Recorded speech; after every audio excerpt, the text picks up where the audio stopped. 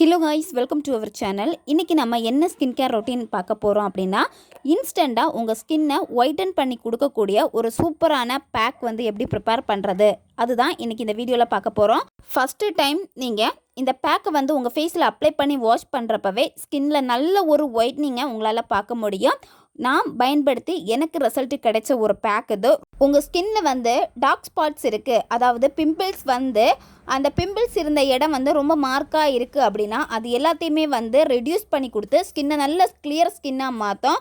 அது மட்டும் இல்லாமல் மற்றவங்களே உங்ககிட்ட வந்து கேட்பாங்க, உங்கள் ஸ்கின் வந்து ரொம்ப ஒயிட்டாக இருக்குது, என்ன நீ பண்ண அப்படின்னு. இந்த பேக் வந்து இன்ஸ்டன்ட் ரிசல்ட் கொடுக்கும். நீங்கள் என்ன பண்ணணும் அப்படின்னா, கசகசா எடுத்துக்கோங்க. 1 டேபிள் ஸ்பூன் அல்லது 2 டேபிள் ஸ்பூன் தேவையான அளவுக்கு தண்ணி ஆட் பண்ணிவிட்டு 4 or 5 hours வரைக்கும் நல்லா ஊற வச்சுருங்க. நல்லா ஊற வச்சதுக்கு அப்புறமா இந்த கசகசாவை நீங்கள் வடிகட்டி எடுத்துக்கோங்க. இது கூடவே பால் அல்லது தயிர், தயிர் உங்களுக்கு செட் ஆகாது அப்படின்னா கொஞ்சமாக வாட்டர் விட்டுட்டு நல்லா அரைச்சி எடுத்துக்கோங்க. மை மாதிரி நல்லா அரைச்சி எடுத்துக்கோங்க. கசகசா ஊற வச்ச வீடியோ என்னால் எடுக்க முடியல. இப்போ நான் கசகசா கூட தயிர் ஆட் பண்ணிவிட்டு இப்போ நான் அரைச்சி வச்சுருக்கேன். இதுக்கு கூட வந்து நீங்கள் என்ன பண்ணணும்னா 1 டேபிள் ஸ்பூன் அல்லது 2 டேபிள் ஸ்பூன் வந்து கோதுமை மாவு வந்து ஆட் பண்ணிக்கோங்க. கோதுமை மாவு இது கூட நீங்கள் ஆட் பண்ணி யூஸ் பண்ணுறப்போ உங்கள் ஸ்கின் வந்து இன்ஸ்டன்ட் ஒயிட்னிங் கிடைக்கிறத பார்க்க முடியும். ஏன்னா கோதுமை மாவு ஸ்கின்னை நல்லா ஒயிட்டன் பண்ணி கொடுக்கும். ஸ்கின்ல இருக்கக்கூடிய டெட் செல்லை வந்து ஈஸியாக ரிமூவ் பண்ணி கொடுக்கும். இதில் தேவையான அளவுக்கு வந்து பால் அல்லது தயிர் ஆட் பண்ணிக்கோங்க. அப்படி இல்லைன்னா கொஞ்சமாக வாட்டர் ஆட் பண்ணிக்கோங்க. ஆட் பண்ணிவிட்டு இதை நல்லா வந்து மிக்ஸ் பண்ணி எடுத்துக்கோங்க. அடுத்ததில் கொஞ்சமாக கஸ்தூரி மஞ்சள் வந்து ஆட் பண்ணிக்கோங்க. இப்போ உங்களுக்கு மஞ்சள் செட் ஆகாது அப்படின்னா ஸ்கிப் பண்ணிக்கோங்க மஞ்சளை. கஸ்தூரி மஞ்சள் தான் யூஸ் பண்ணிக்கணும். இன்கேஸ் உங்களுக்கு கஸ்தூரி மஞ்சள் கிடைக்கலனா நார்மல் சாதாரண மஞ்சள் கூட இதில் பயன்படுத்திக்கோங்க. இதை நல்லா மிக்ஸ் பண்ணி எடுத்துக்கோங்க.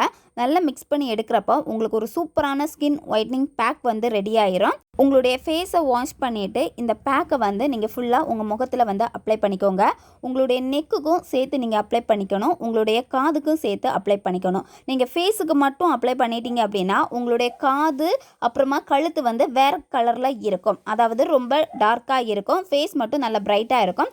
அதனால் எந்த ஒரு ஃபேஸ் பேக் வந்து நீங்கள் யூஸ் பண்ணாலுமே உங்களுடைய முகம், காது, கழுத்துக்கு எல்லாமே சேர்த்து நீங்கள் அப்ளை பண்ணிக்கோங்க.